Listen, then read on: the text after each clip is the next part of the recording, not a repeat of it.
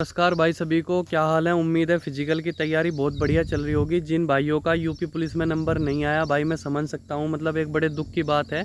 और खैर जो भी है अब तो हो गया, लेकिन आपके पास अपॉर्चुनिटी है, आप फिर से दोबारा तैयारी करके वापस कम बैक कर सकते हो। क्योंकि ये लगा लो कि कुल मिला के 40-50 हज़ार पद फिर से उत्तर प्रदेश पुलिस में आ रहे हैं, चाहे वो सब इंस्पेक्टर के पद हों या वो कांस्टेबल के पद हों।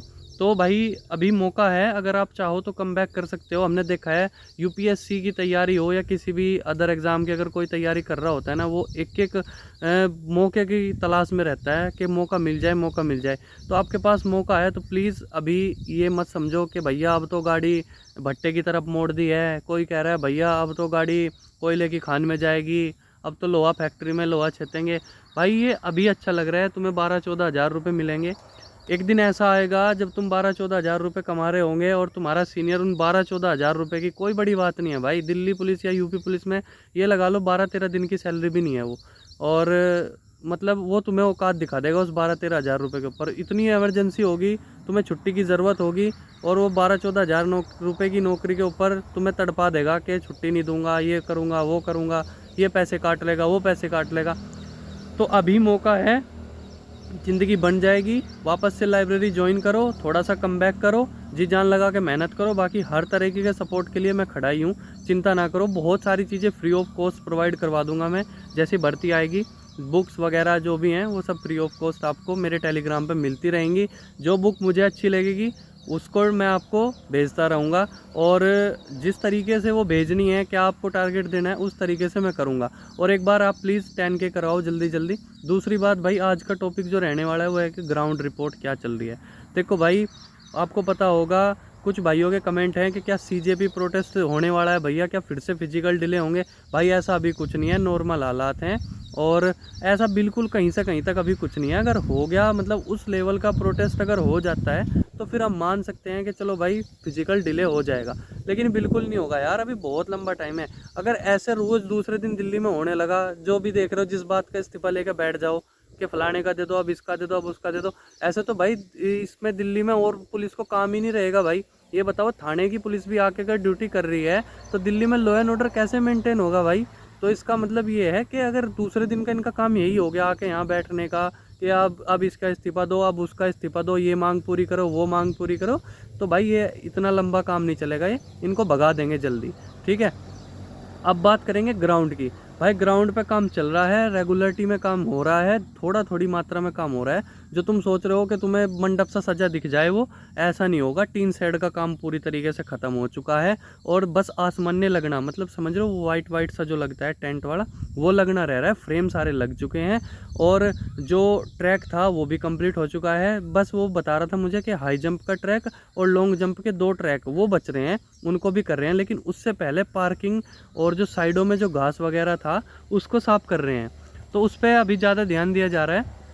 और जो एंट्री गेट है उसके आसपास जितना भी कूड़ा कचरा और जो पड़ा था, वो मतलब घास वगैरह बहुत ऊंची ऊंची हो रखी थी, उसे साफ़ करवाया जा रहा है। पूरे कैंपस का एरिया एंट्री गेट से लेकर ग्राउंड तक का पूरी तरह से उस पर ध्यान देकर उसे क्लीन करा रहे हैं। बारिश अभी सामान्य हालत में है, ऐसा कुछ नहीं है, क्योंकि वजीराबाद ग्राउंड का ऐसा सिस्टम है, अगर वहाँ जोरदार बारिश हो जाती, मतलब ये कहते हैं पूरे दिन अगर बारिश हो जाए वहाँ, तो वहाँ ग्राउंड पर पानी दिखता है। अगर वहाँ पानी ग्राउंड पर दिखा भी ना, तो वहाँ का हालात ऐसे हैं कि थोड़ी सी देर में वो पानी, मतलब पूरे दिन आज बारिश हुई, एक रात बाद वो पानी सूख जाता है। क्योंकि वहाँ की मिट्टी जो है बालू वाली है, रेतीली है।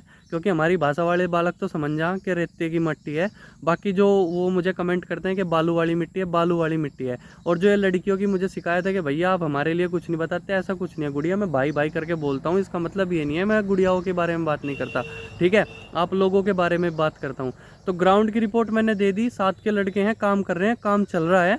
और टेंट वालों को बोल रखा है, वो लगभग 12 तारीख के बाद टेंट लगाएंगे वहाँ पे, और हो सकता है पहले भी लगा दें, लेकिन उसने मुझे यही कहा है कि भाई 12 के आसपास लगाएंगे शायद टेंट। तो अभी तो साइडों के घास वगैरह इस सब को अच्छे से क्लीन करवा रहे हैं।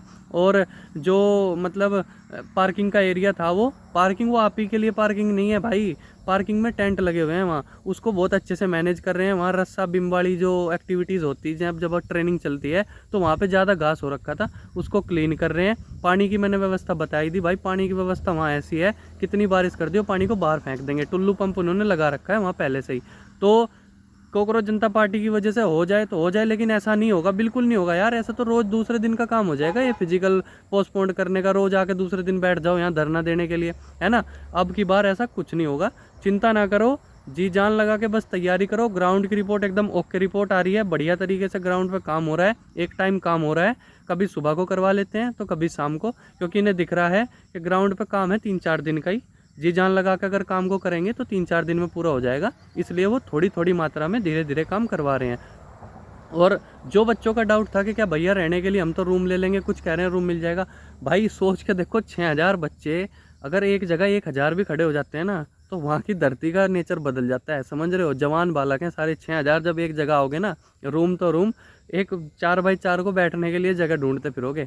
तो मान जाओ मेरे भाई, जो मैं बात बता देता हूँ बिल्कुल ऑथेंटिक बताओ, कितने रूम समझ रहे हो तुम वहाँ, 1,000 रूम है नहीं उस एरिया में, हैं, और बच्चे हो 6,000, सबको रूम मिल जाएंगे, इतने महंगे महंगे वो रूम कर देंगे, तुम्हें कुछ नहीं मिलने का, बैंगन भी वहाँ। अपना जो मैं बता रहा हूँ बढ़िया सी बिछाने की लेके जाओ, बढ़िया सी एक ओढ़ने की लेके जाओ, ओमनी जेल लेके जाओ और ओडोमास लेके जाओ, लगाओ, बाबा का नाम लेके सो जाओ, शंकर भगवान पे जल चढ़ा दो, बढ़िया तरीके से फिजिकल होगा, चिंता ना करो, सब काम बढ़िया होंगे। कोई भी दिक्कत होगी तो मैं बैठा हूँ, तुरंत कमेंट और मैसेज कर दिया करो, सबका रिप्लाई दे देता हूँ, लेट सवेर हो जाता है कोई बात नहीं, कोई मुझे प्रॉब्लम सी में लगता है उसका बिल्कुल हमेशा रिप्लाई देता हूँ, ऐसी बात नहीं है, ठीक है।